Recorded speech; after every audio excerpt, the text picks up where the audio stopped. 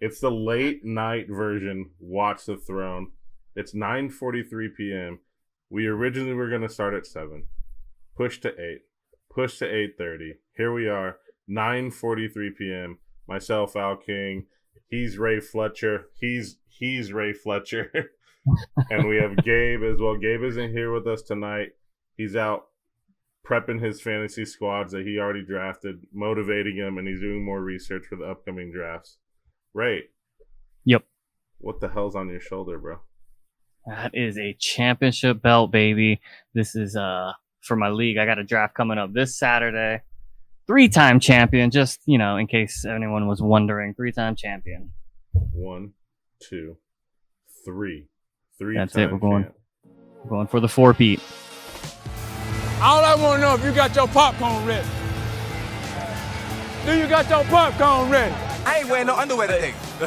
I ain't gonna wear no underwear. That's you ain't gonna wear no underwear? You ain't gonna wear no underwear. That's good, because I'm coming up here. I love it. Wait. No, not in a row. I was like, consecutive 3? No, so I won the first 2 seasons, inaugural season, following season, and then I won this last season. So a couple years in the middle I missed. I was going to say, if you won 3 in a row, that is... Yeah. I would have to salute. I'd have to do all the things. Bow down. No, you don't understand. I got cocky going into that 3rd season. Made a slap bet. Didn't go well. We're not going to get into the details. A slap bet? Yes, sir. We learned our lesson. Did you get knocked out? I did not get knocked out, but I did get slapped really hard. Damn, Ray, you got knocked up. No. Okay, took it like a champ. I got video evidence. Okay. We'll have to show that now. We'll have to show that eventually. Not now. One day. Yeah, one day it'll come out. One day. Yeah. So today's episode, tight end rankings, news and notes, short and sweet. But you mentioned you have an upcoming draft. I have one more. It's the last, I'd say the last big fantasy draft weekend of the year, this coming weekend.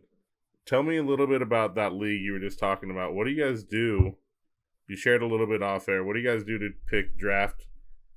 pick selection? Yeah, it's interesting. This year we are trying a paper airplane competition. So we're all gonna have an identical sheet of paper.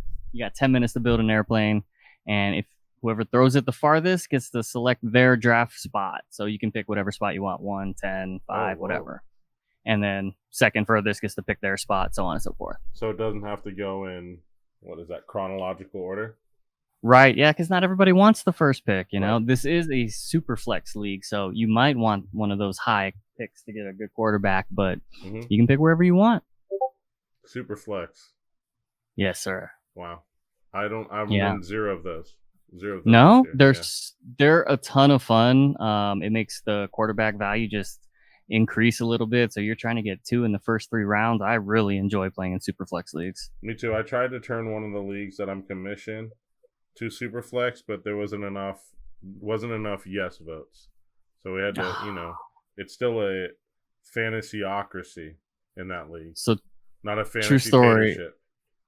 On in this league, we have a rule that we just need a majority vote. Yep. And so me and the commissioner wanted to change it to a super flex league, and we passed the vote 2-0.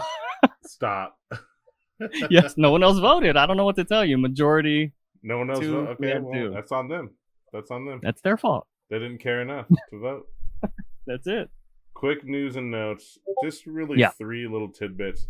Russell Wilson named the starter in Pittsburgh. What does that mean? Are you going to draft Russell Wilson? What does it mean to the weapons around him? Is Justin Fields even going to see the field in packages? I have so many questions. I see what you did there with the Fields. But yeah, no, I mean, I don't think it means much. I think Russell Wilson is going to be better than Justin Fields is at this point.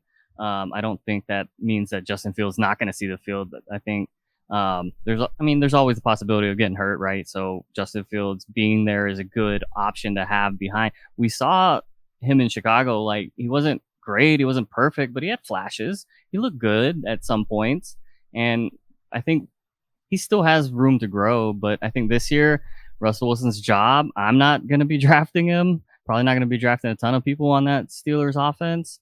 But if I was, I would want Russell Wilson as a quarterback right now. So even in a super flex league, since we were talking about that,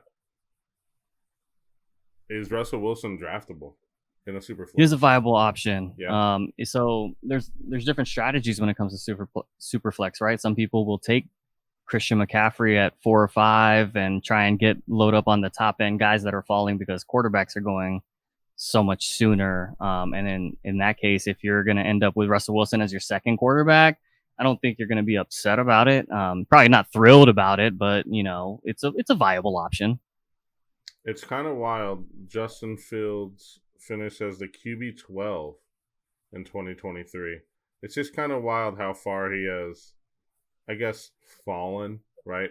He is a viable fantasy quarterback because he runs the hell out of the ball. Absolutely.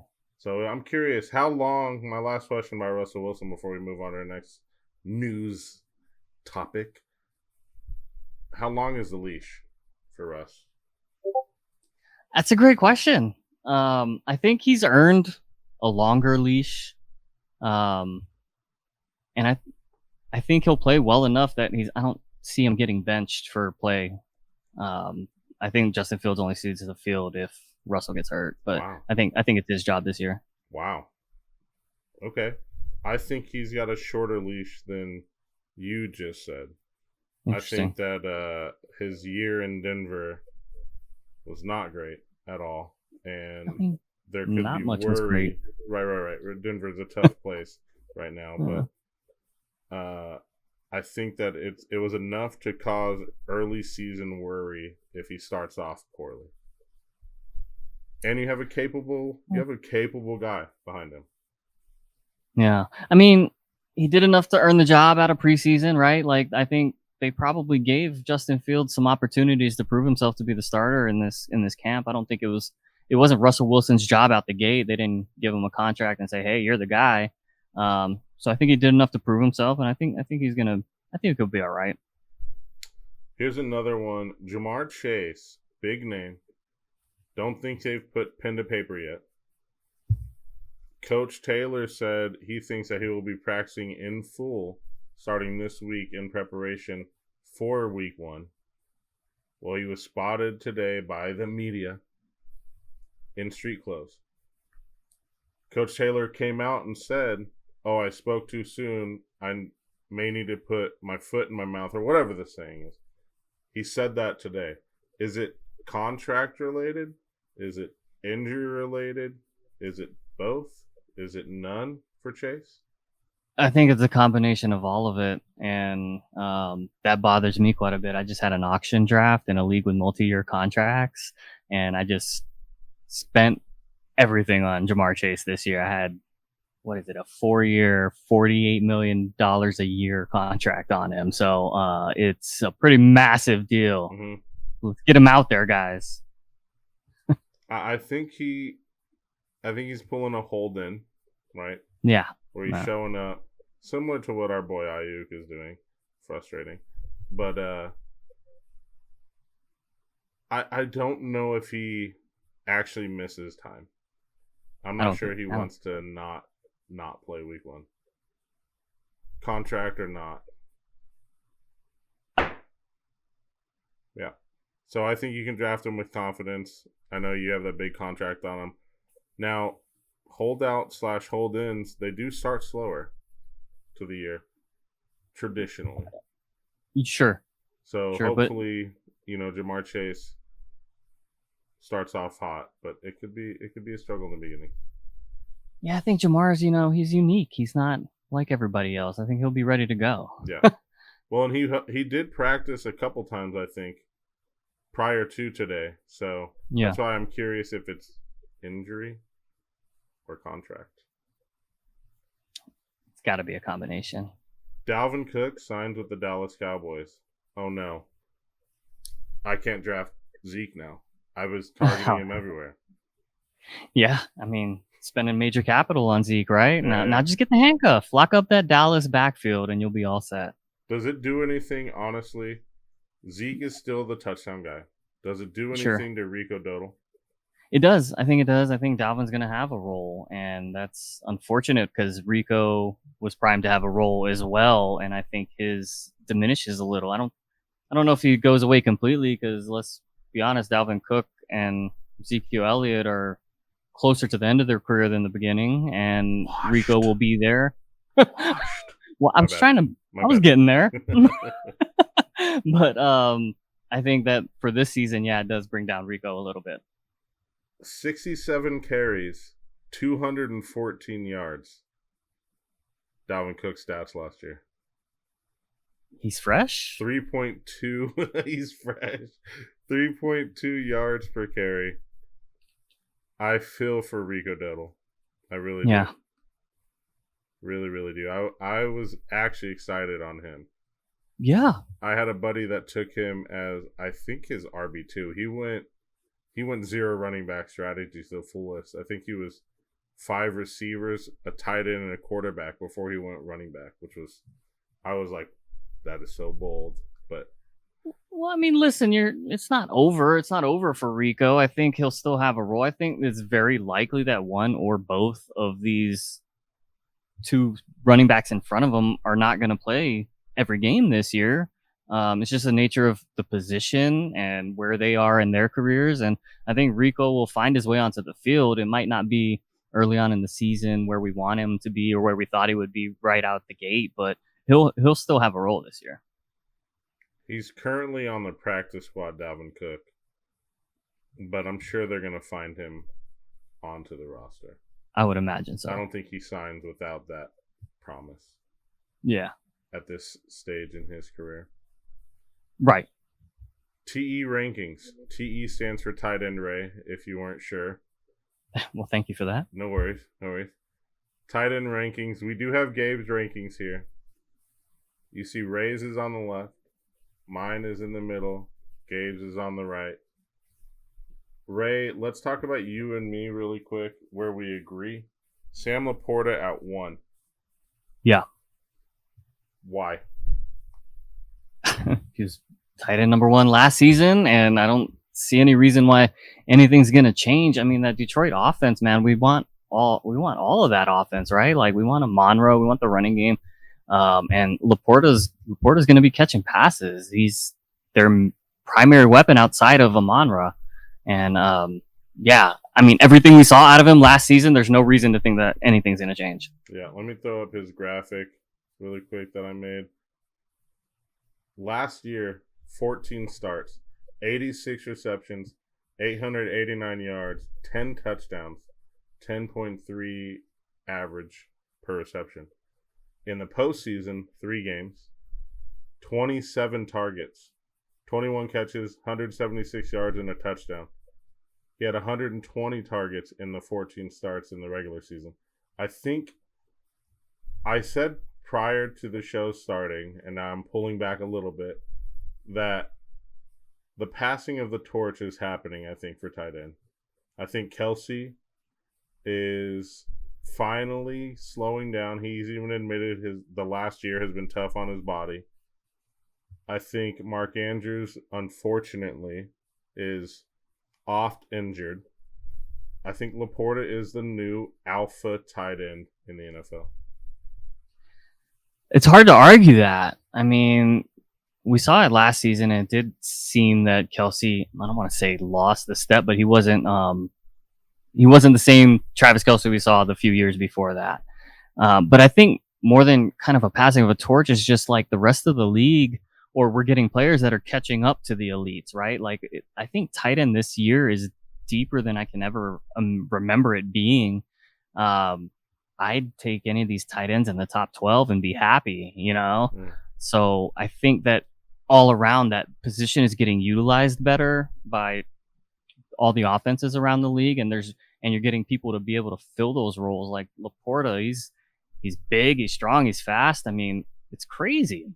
So Gabe has Laporta at 3. That's wild, man. And he has him highlighted in red, which is a draft with caution indicator for our show. He didn't give me any notes on Laporta, so I don't really have anything to go on for that. I'm not sure why. I'm really not sure why. I don't know. Hatred. Maybe he doesn't like it. Maybe Laporta stole his lunch money or something. I don't know, man. Yeah, maybe Laporta beat him in the playoffs last year in a league or something. My question here. I can't see the graphic. Who's ahead of him on Gabe's? Kelsey and Mark. Okay. Kelsey 1, Mark Andrews 2. At what point do you draft Laporta? I have Laporta on one roster, and I cannot remember what round I took him in at this point.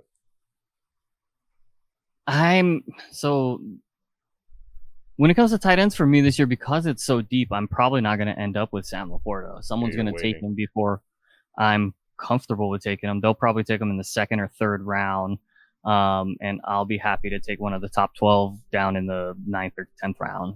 So if it were me and it was up to me, I'd probably get Sam Laporta in the late 3rd, early 4th round, but he's going to be gone before I get a chance to take him. Yeah.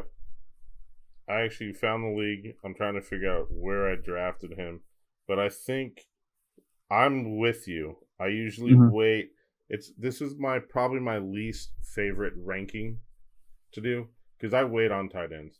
I never take one of the elite tight ends, and I believe in the league that I got Laporta, Kelsey and Andrews both went before him, and I think it was the 5th round where I got him. I'm trying to make sure that's where it was. And even that feels early to me for a tight end, but it's Sam Laporta. He's going to outscore wide receivers in that range. He's going to outscore running backs in that range. That's a good spot for him. If he's there in the 4th and I'm drafting, I'll take him in the 4th, 5th would be great. Yeah. I think it was the 5th. I cannot figure out how to get my draft results on here. It's on, I'm on Sleeper. Love the app. Need to get more used to it, I suppose. Draft results. Ray, carry me. Draft results, he says. Go ahead. No, I mean, it's just hard for me to take a tight end early.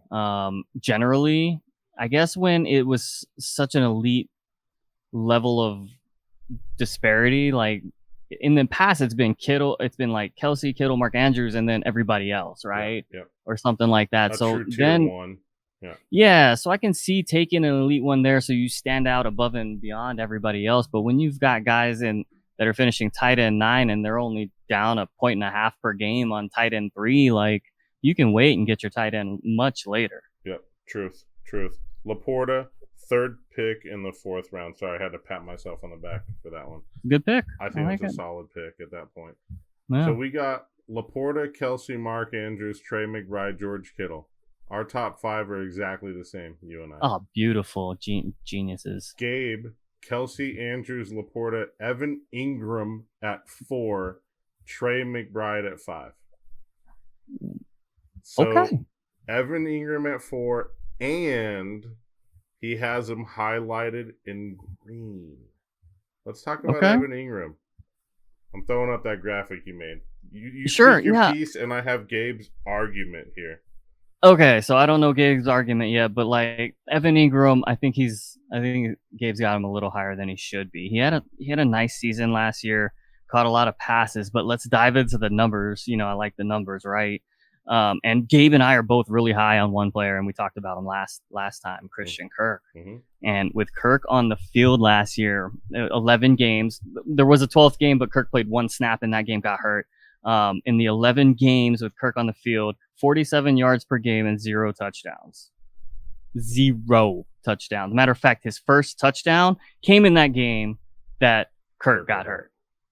So without Christian Kirk, his numbers skyrocketed. 73.2 yards per game, and I believe it was 4 touchdowns in their final 6 games. Yep. And then you add in, he's got some new weapons coming in there. Brian Thomas. Yeah, the rookie, he looks good. 6'3", dude. Yeah. Former basketball player, turned down D1 basketball offers to play football. Yeah. Red zone machine, and it's just I don't see Evan Ingram being able. It's tough to expect him to repeat what he did last year without Christian Kirk. 11 games under 50 yards per game with Christian Kirk on the field. That's a strong argument, sir. Strong argument. Thank you. Evan Ingram led tight ends in targets last year, 143, and receptions, 114. Most of those targets came when Kirk was injured. Now Calvin Ridley is gone, and Ingram is back to the number 2 option in Jacksonville. I'd argue that Ridley didn't take away from Ingram. Sorry, Gabe. In a full PPR league, Ingram is being undervalued and underdrafted. If you don't get a guy like Kelsey, Laporte, or Andrews, wait for Ingram and snag him in the 8th or 9th round. He kind of proved your point. Yes, I was gonna say that. Like, getting Ingram a little later is okay, but having him as your 4th ranked tight end just seems like a stretch to me. Yeah, that's too high on the rankings because I think you draft off of your rankings, right? And I do. Yeah. In a world, I don't take Evan Ingram over Trey McBride, like ever. Or Kittle. Yeah. Yeah. All right, so now here's where we differ a little bit. 6 to 10 for you and I. Ray, you got Pitt, Ingram, Kincaid, Ferguson, and Njoku. Okay. I got Ferguson, Ingram. So Ingram's at 7 for both of us. Kincaid, 8. Pitt's 9. And Njoku, 10. So we have the same players, just a different order. Yeah. In 6 to 10. I highlighted Green Jake Ferguson. Talk to me. I think Jake Ferguson is going to be the number 2 option in the passing game there this season. Okay. Behind what is CD Lamb. And CD may get a slow start, as we were talking before. Yeah, he got paid. He got paid, right? Remember the old days when people would get paid, they'd have a terrible first season under the new contract because they didn't care anymore. I don't know if that happens as much anymore. It's kind of like the Madden curse. Not really a thing anymore. Right. But I think Ferguson's going to find his way into the end zone quite a bit. I'm going to pull up his stats from last year really quick. I owned him in a couple fantasy leagues last year. Me too. He was nice last year. So good. So good. Last year's stats: 71 receptions, 761 yards, 5 touchdowns, had 102 targets. Oof. I think all those numbers go up. Yeah, I don't see why they wouldn't. He showed he's very effective. And how many? 102 targets? 102 targets. That's a nice season. He didn't start the season as a starter, did he? He did not. Yeah, that's wild. How about in the postseason? 12 targets, 10 receptions, 93 yards, and 3 touchdowns. That'll do. A little bit of what have you done for me lately? Jake Ferguson went off late. I like Jake Ferguson, and I don't have him at, what would you say, 9? You have him at 9. I have him at 6. Yeah, I don't think I have him at 9 because I think he's bad. Like I said, I just think this year is so deep, and the way I play fantasy, at least this year, I'd be happy if Jake Ferguson was my tight end 1. Any of those guys in the top 10 to 12 are reasonable. So I purposely moved Jake Ferguson ahead of Evan Ingram. And so I basically was just like, okay, where do I think Ingram should fall? And I put him where I thought, and I was like, I know I like Ferguson better, so I'm going to put him 1 ahead. Yeah. Because I would draft Ferguson over Ingram every time. Dalton Kincaid, a ton of people are really high on. He's an athletic freak. I'm a little bit worried about Dawson Knox still. We'll see. We'll see with Dalton Kincaid. I'm not drafting him, and I'm probably going to hate that I'm not. You might. Yeah. They need target. I mean, someone's got to catch the ball in Buffalo. Familiarity with that tight end coming in. I mean, you got two new receivers coming in. It's tough to gel. I don't know. I like Kincaid. I think he'll be very nice. Let me say, I'm not drafting him as in like I have him off my draft boards. Right. He's just not ending up on my rosters for whatever reason, you know? It's like that sometimes. Yeah. Pitt's at 9. You have him at 6. I do. I'm pretty high on Kyle Pitts. He's and it's pure speculation. Don't get me wrong. We all love the talent, right?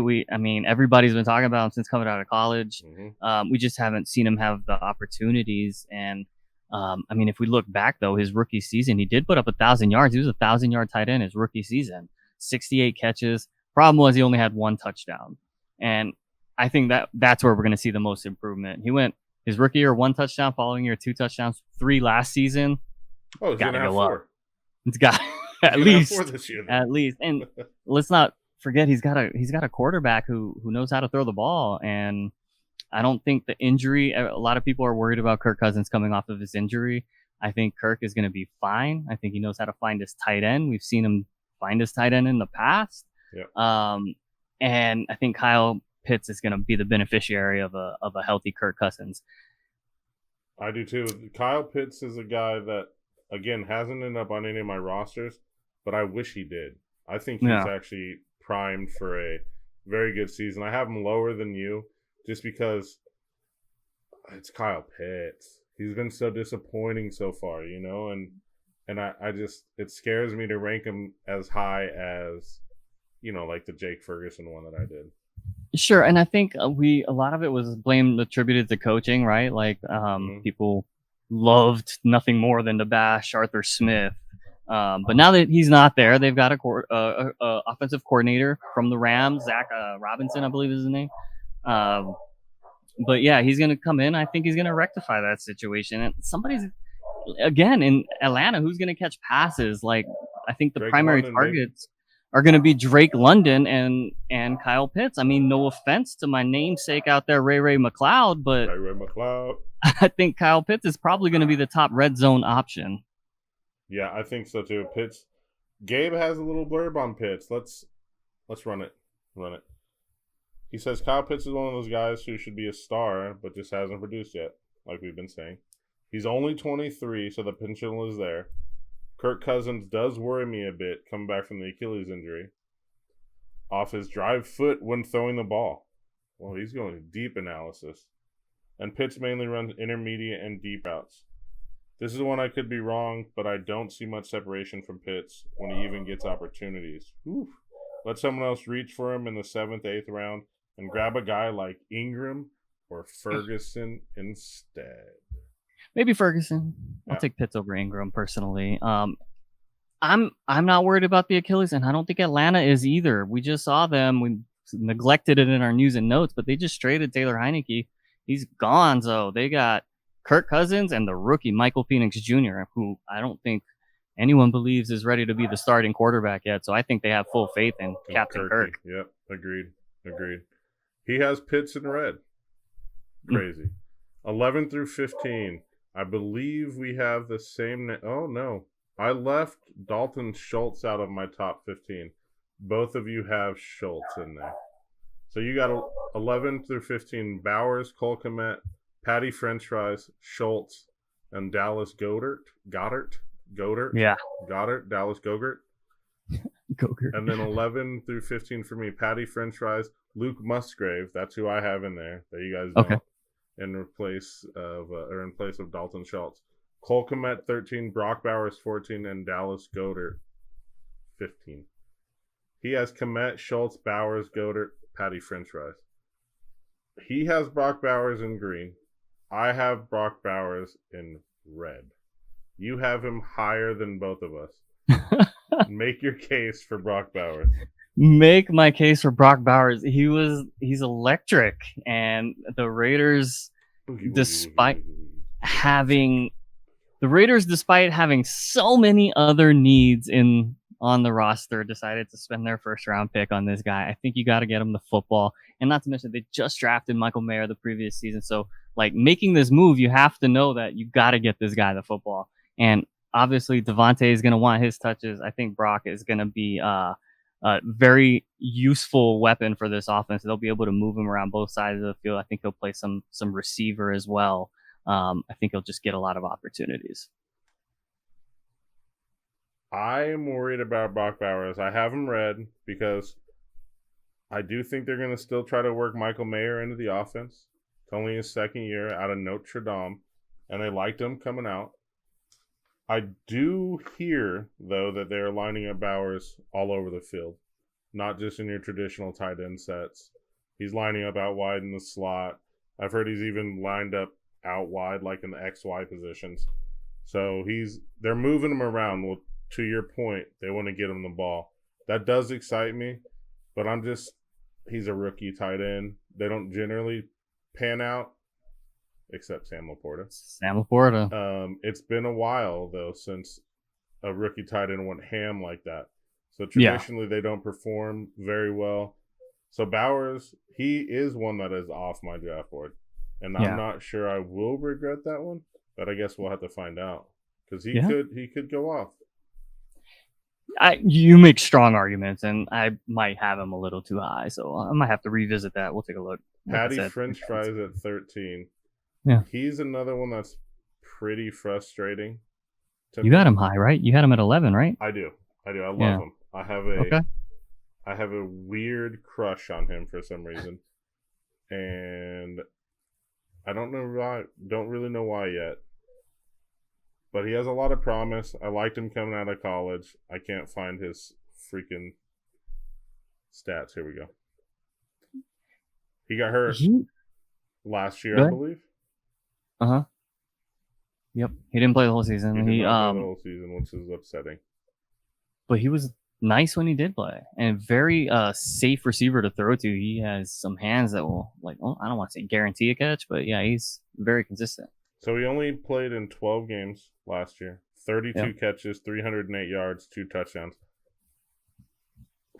Those are bad. Those are bad numbers. It's not great. No, but it was a bad offense. It was a bad passing offense last year.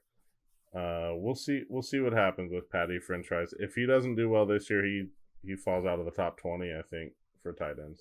Yeah, I mean, I was surprised you had him at 11. Yeah, me too. And I am good to say. Good to say. Luke Musgrave, I have in my top 15. I think they just really like him there in Green Bay. Sure. I'm shocked that neither of you slid him in the top 15. I mean, looking at it, I wouldn't argue. I can move Dallas Goedert down and move Musgrave in there easily at 15. That's not a problem for me. 34, 352, and a touchdown. This is what scares me, though, about you saying tight ends are deeper this year than they have been in a while. If you do miss someone from the top 10, let's say your league mates take their tight end and your backup tight end before you even do, there is a drop-off, I'd say, from 10 to 15. Yeah.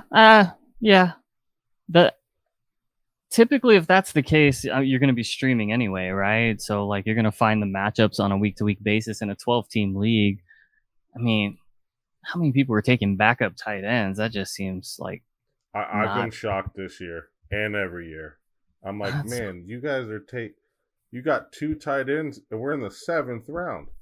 The thing is, though, once the bye weeks start kicking in, they're going to be dropping that backup tight end so they can pick up a receiver to fill in for whoever, and you'll end up getting a steal out there. I've won championships with Cade Otton as my tight end. There's not as one of my tight ends, you stream through and try and find the right matchups, and you need a little luck in there, but it's not impossible. We have a guy in our league. He came runner-up in the league last year in one of our leagues.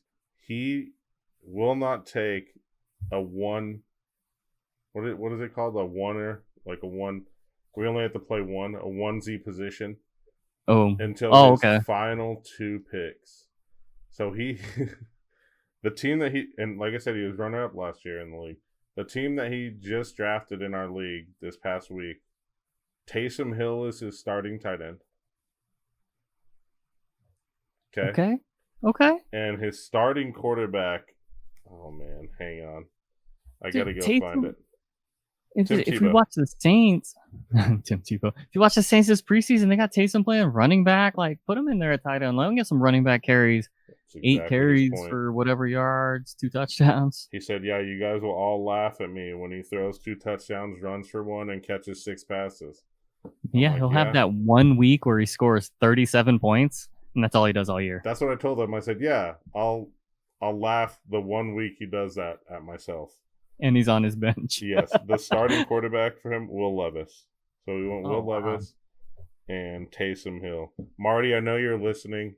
Avid listener of the pod. Longtime listener. 0-time caller, but he'll be on eventually. That was our tight end ranking. Some news and notes. Top 15 tight ends from all three of us. Right? Yeah. It's too late, dude. We got to be It's better at late. being on time. Yeah. I mean, you got mouths to feed, dude. You got obligations to take care of. You got work in the morning. I get Yeah. on a flight tomorrow. What? It's 10:20 p.m. Al, it's for the people. They need this content in their lives. So we do what we can for y'all. It's for the people. Watch the Throne. Groundbreaking news alerts and expert fantasy football analysis. Thank you again, guys, for watching and enjoying. Leave some comments in the YouTube section. Throw some shade. Throw some love. All of the above. You got anything, Ray? Yeah. Put in the comments. Tell Gabe about Evan Ingram. Tell him, settle down. Settle. Just pass the message along. Settle, Gabe. Settle. All right, y'all. Peace.